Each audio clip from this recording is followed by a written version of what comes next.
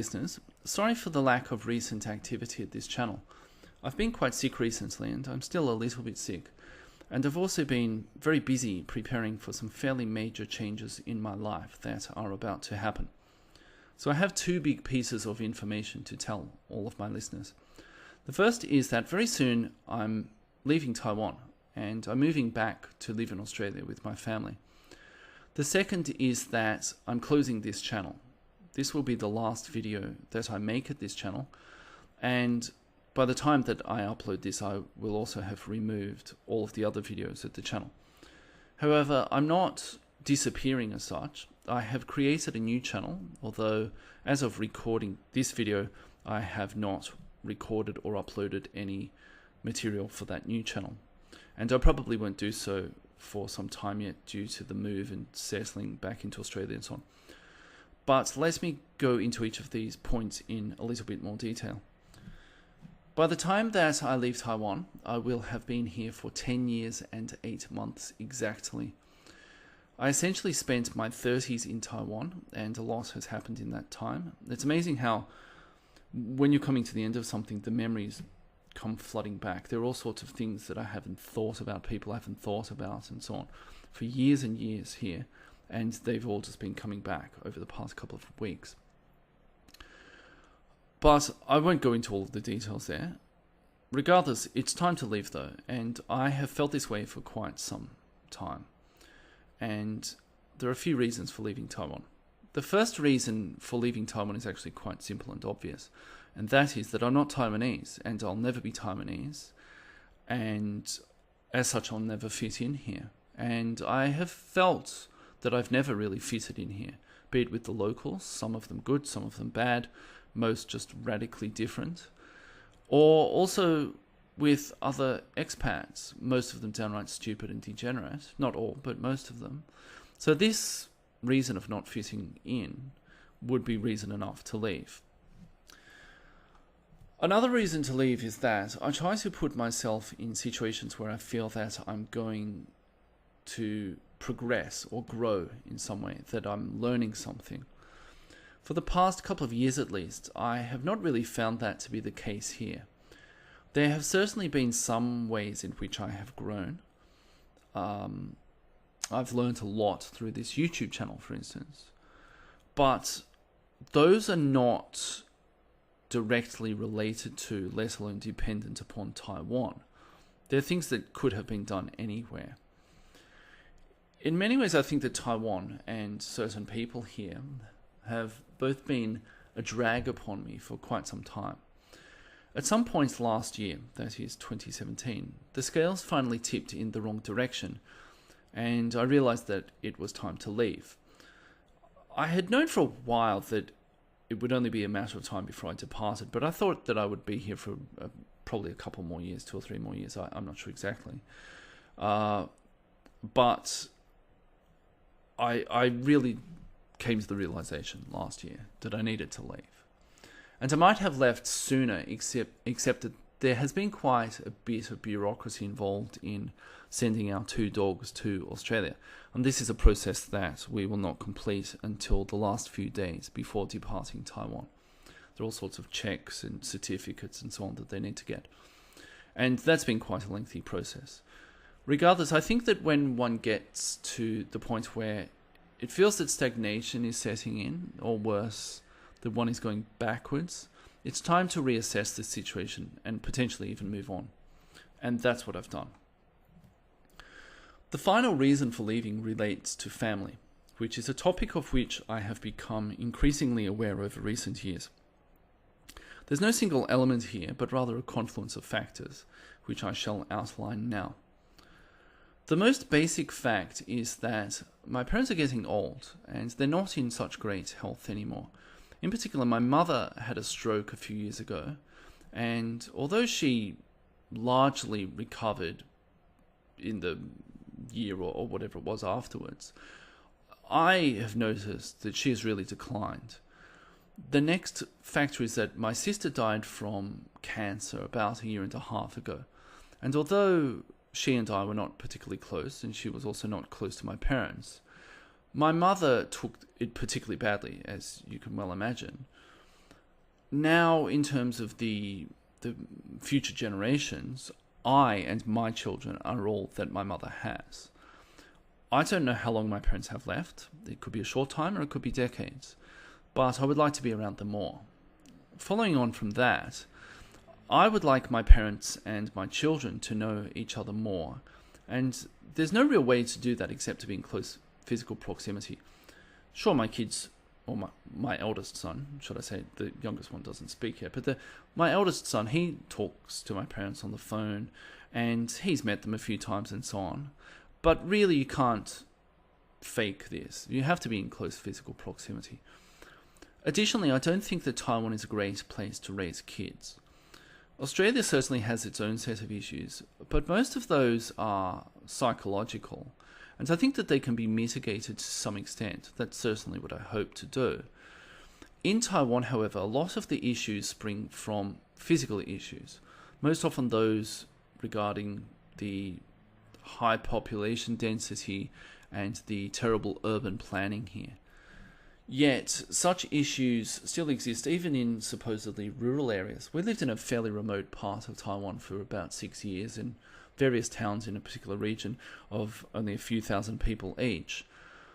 And the problems were the same there. The towns are just like smaller, worse versions of the cities because they have all of the attendant negative factors of rural living, such as inconvenience and a general lack of opportunity. But they don't have any of the attractions of big cities. They're not really like the countryside. Finally, probably the central theme, and indeed the central realization that I have had in running this channel over the past 2.5 odd years, is that modernity in its many variations is fatally flawed. We need to actively resist it in many different ways, or it will eat us. It is eating us. But the one that is most pertinent to the other issues that I have mentioned thus far is that modernity has had an absolutely devastating effect upon the traditional family and associated culture, the very bedrock of society itself, and many other things spring from this one issue. This is a tragedy of epic proportions that I have seen both from afar and also up close and personal, whether it's with regard to myself or to other people who are close to me or who have been close to me. In a theme that I'll touch on again in this talk, it's not enough for us merely to come to these realizations or even to describe them for others and discuss them with others. We have to act upon such things. Step one of all of that is doing it and becoming it in my own life. And that entails leaving Taiwan so that I can be in a position to act upon these realizations that I've had for the benefit not only of myself, but for my parents and my children and presumably future generations, and also for my listeners. Before I go on to talk about other things, I would like to offer some parting thoughts on Taiwan. I still don't know what I think about the past 10 years of my life here. The memories have been flooding back, as I've already mentioned. And I'm sure that it will take months, if not years, after I leave this place to make much sense of it all. There have been ups and downs and so on, but I don't regret having come here. Although I would probably opt not to be run over by a car again. And incidentally, that case is still ongoing almost 15 months later, and it won't be resolved by the time we leave. So we'll have to get somebody to represent us. We've already been to court once, but it's still ongoing. Now, I'm grateful for the opportunities that this place, this country, has afforded me as an outsider, as a foreigner, despite any hardships along the way. It's sort of that Nietzschean thing of that which does not kill you makes you stronger. I'm a foreigner here after all. Even if I weren't leaving, I would not wish to be one of those annoying foreigners here who insists that Taiwan adopt all of the same cultural practices of the West, particularly the pause. Indeed, I think that they would be insane to do these things. Unfortunately for them, however, they are doing so, which reinforces my belief that this is not a purely Western phenomenon. It's something about modernity itself. I don't see very much future for Taiwan, and I think that it will be absorbed by China in the next couple of decades. I could be wrong about that, but I think everything's pointing in that direction. And I think that they're sort of caught between a rock and a hard place, because they'll either be absorbed by China, or if they somehow manage to avoid that, they're doing their best to catch up to the West in all the wrong ways. The youth are catching up with regard to the pause quite rapidly. They still have some way to go, but they're catching up rapidly. Likewise, there's creeping support for socialism, and I don't think either of these two things will bode very well for Taiwan. But probably the thing that I've really noticed the most over the past few years is that whenever I go out anywhere, probably 50% of people simply cannot take their eyes from their Me phones or other techno trinkets of modernity. Be the location a restaurant, the gym, a park, or anywhere else, and be they adults or children, they just can't bring themselves to do it. They're addicted to these things, these trinkets. Related to this, it often takes months to pin people down to meet up with them, as my wife is finding out, much to her chagrin, despite having announced her move to Australia to people months ago. Yet, even then, such people can't make time for the people sitting opposite them, the people they ostensibly want to spend time with. Every time I go to a restaurant, almost everyone in there is looking at one of these damn things. Somebody needs to come and snatch them away from them, but they're obsessed with them. And I'm not too sure how these people could be expected to notice a Chinese takeover, let alone stand against one, unless the CCP came and snatched these damn things from their cold, dead hands. Although I'm not sure how they would notice it then if they were dead. But I think I mixed my metaphors there. But I just don't see how these people are going to resist whatever they think is coming, whatever they think their existential crises are, when they can't take their eyes off these damn things for more than 3 seconds.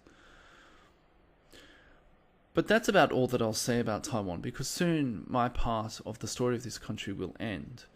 Besides which, the ultimate irony in all of this is that, despite how people often slander those of us on the alt-right as being the worst caricature of Hollywood white supremacists, I, like many others on this side of politics, have no real desire to tell the Taiwanese how to govern their country or which future they should choose. I certainly have ideas about how I would do things, but one way or another, they will figure this out for themselves, for better or worse, and I will go my own separate way. So this brings me to my own future. As mentioned already, I feel as though I've been stagnating for some time, and in most respects, I'm very much looking forward to returning to Australia. But let me mention what I'm not looking forward to first. There are some obvious things such as the very high cost of living in Australia, and also the multiple layers of government or corporate bureaucracy and the associated price gouging. For instance, in sending our dogs back to Australia, it's $1,200 just for the permit to send them in there.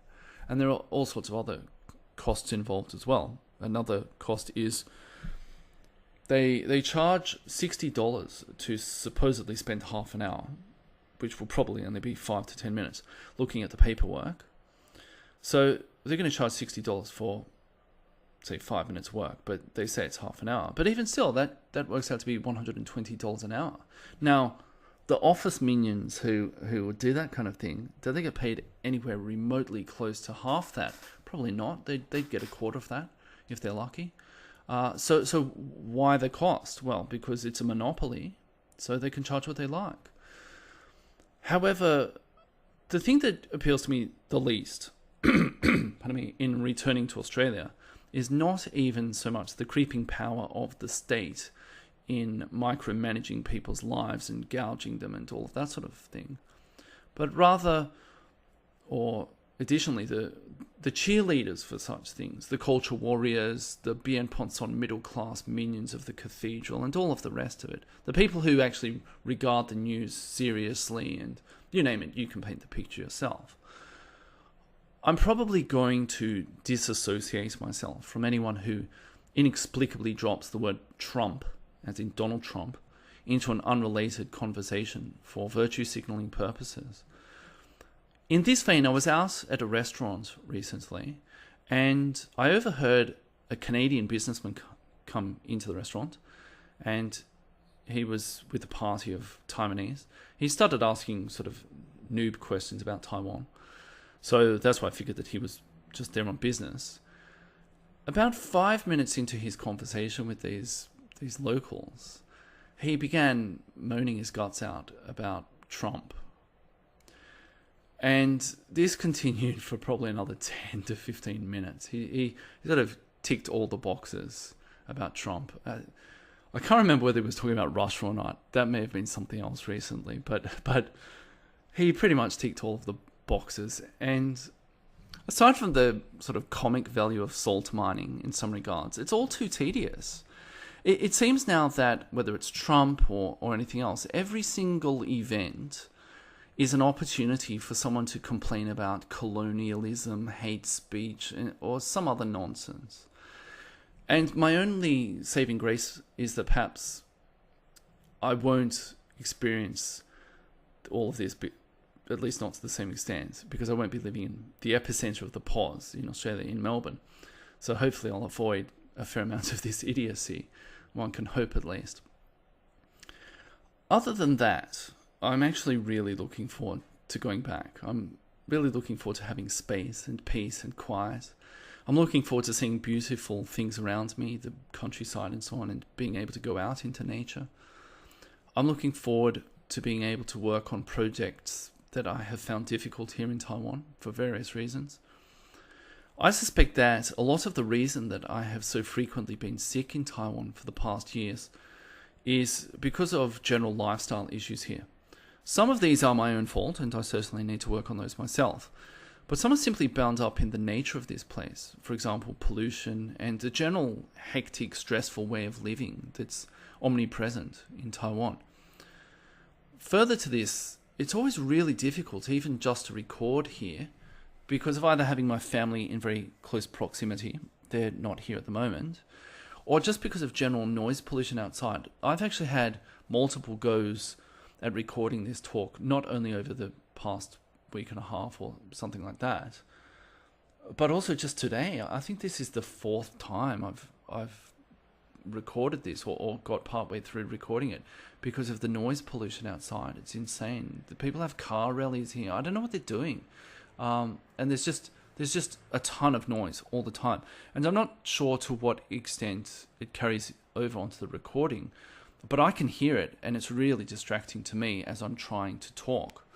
So unless I record at the small hours of the morning, and even then, people randomly let off firecrackers outside in the street, and just all this sort of stuff, and people drive really noisily down the road and so on. Unless I want to keep really antisocial hours, it's really difficult to record here. So I'm hoping that this issue will be mitigated when I move to Australia, particularly since I'll be living in the countryside. So this brings me to YouTube. As mentioned right at the beginning of this talk, this is my final video at this channel, which I will soon shut down. I'll probably leave this up for a couple of days, let people comment, and I'll write some responses and so on. But I'm going to completely shut the channel down. Before I get into my plans beyond this with the new channel, I would like to thank everyone who has listened to my talks and been subscribed to my channel, whether since the beginning, 2.5 odd years ago, or only for a short time. Also, I've greatly enjoyed interacting with people in the comments section beneath each of my videos. Many of you have taught me at least as much as I've taught you. I'm sorry that I will not get to answer everyone's questions in response videos. I still have a file with several dozen such questions, but I just ran out of time to get around to such things. I think at this point, however, people know my basic philosophical approach to most issues, and they can probably fill in any gaps themselves if they really so desire. There might be a few topics actually that I will discuss at the new channel, but generally I won't get around to those response videos. I would also like to thank everyone who has sent me donations via Bitcoin or PayPal, and all of those who have been patrons at Patreon. So a quick note for my patrons. For the time being, I will be keeping the current Patreon account open, at least until I can organize something different for Australia. However, for perhaps the remainder of this month and into next month, that is April, I can't guarantee anything like regular content at the new channel because I need to finalize what I'm doing here and then settle down in Australia. If you wish to remove your patronage, be that temporarily or permanently, then that's quite understandable. I wanted to let people know earlier, but I couldn't do that in advance without letting the cat out of the bag regarding my plans generally. But thank you for your patronage and also for everyone else who's contributed in one form or another. Now, the new channel, it's called The Franklin, as in Benjamin Franklin or Franklin Roosevelt, though it has nothing to do with those two people. It's just called The Franklin. Pardon me. I'll try to remember to put links to various things that I'm about to mention beneath this video. If I don't, please remind me. My plan is actually to upload at both minds.com, that's minds.com, and also here at YouTube. I may end up doing BitChute as well, but for now I'm just going to do Minds and YouTube. I think that it's only a matter of time before YouTube really cracks down on anyone even one hair to the right of SJWs. Aside from that, I think that people should move away from Google generally because it's just an evil entity. Having said that, I recognize that YouTube is still the major player by far in terms of these kinds of platforms. So, although I would like everyone to follow me away from YouTube and I would like the entire project to go down in flames, I realize that that's unlikely to happen in large numbers right now. As a compromise then, what I intend to do is upload to both Minds and YouTube, but with a delay at YouTube of perhaps a week, thus offering an incentive that if you want to be completely up to date with my output, you should get it from Minds. You could still get it from YouTube, but it would just be a little bit later. And following on from that, I'm probably going to reduce my general activity at YouTube quite considerably in the near future, partly because I don't like where YouTube's going, and also because I think I'll be busy doing other things and I won't spend as much time online. In terms of email, because I don't know for how much longer I'll be using my other email accounts other than for Patreon and PayPal, I don't think I'll check them very often. If you want to contact me by email, you should do so at my new email address, which is thefranklin, that's all one word, at protonmail, protonmail, again one word, .com. And I'll try to remember to put that beneath the video. For Skype, you can contact me at thefranklin also. So why have I gone to all of this effort to change the channel? Why not just continue it in a new format at a new location? Well, I really wanted to draw a line under this and do something new. I might be a reactionary still, but I won't be an expat anymore. But aside from that glib answer, the reason is as follows. Sometime in the second half of last year, I became increasingly disillusioned with a lot of internet culture in general, and YouTube in particular. It seems to me that a lot of people consume YouTube videos as just another form of entertainment or drama, even if the intention behind creating those videos is not for them to be entertainment or drama, though I think that's often the case. I found myself falling into this trap on a number of occasions with how I regarded certain other channels and how I had an almost Pavlovian response upon seeing that they had uploaded new videos, and it was easy to just spend a lot of time watching a lot of stuff and not really getting very much from it. I think that we need to get away from this. In general, I think that we need to get away from the idea that we passively receive information from others, even when we think that they're on our side or they're teaching us something useful. Because without realizing it, I think that a lot of us who supposedly see the problems of modernity have become stuck in many of the same patterns, if not ruts, that others have, despite convincing ourselves that we are somehow doing something else, that we're more enlightened, if you will. Coupled with that idea, at various points, some of my subscribers have asked for quite practical advice about how to deal with various aspects of modernity. Those have always been the hardest topics upon which to comment, and I think that it has been especially difficult for me to do so from afar without the ability to do likewise in my own life. However, such topics are probably the most worthwhile to address, which is part of what I intend to do at the new channel. In short, my new channel will still have some directly philosophical content, albeit of a more practical nature, but in general it will be about two things. One will be an attempt to expose and connect people to the past, to our traditions, to our culture and so on. The other will involve an attempt to go forwards in a productive manner. In that regard, it will very much be a chronicle of my own attempts to deal with modernity. I have had all sorts of mixed feelings about this particular topic over the past year or so, and I think that this kind of thing is often sorely lacking in general, but particularly on the alt-right, where people supposedly have the most insight into these things. And there are people trying to fill this void. The most notable would be someone like Jordan Peterson, and I've spoken about him before, so you can imagine why I don't want him to be the one to fill that void. So I think we need to start doing something about this. So I'm going to try to lead from the front, small as I am, in terms of my internet reach. But I'm going to try to lead from the front in this regard, and to hopefully inspire others along the way, rather than be any kind of armchair general. In particular, I want to deal with a kind of post-red pill or post-black pill reality, that it's not good enough just to diagnose problems, and it's certainly not good enough to feel disheartened by such things. Although we all feel that way, and I've felt that way many times, and quite intensely on occasion. Again, I want to lead from the front in this regard. Although I have moved away from commenting on current affairs and politics anyway at this channel, I really have little to no desire to discuss such things at all at my new channel. I also think that I'll probably avoid doing social commentary in general, unless it's something to which I can offer a reasonable attempt at a solution.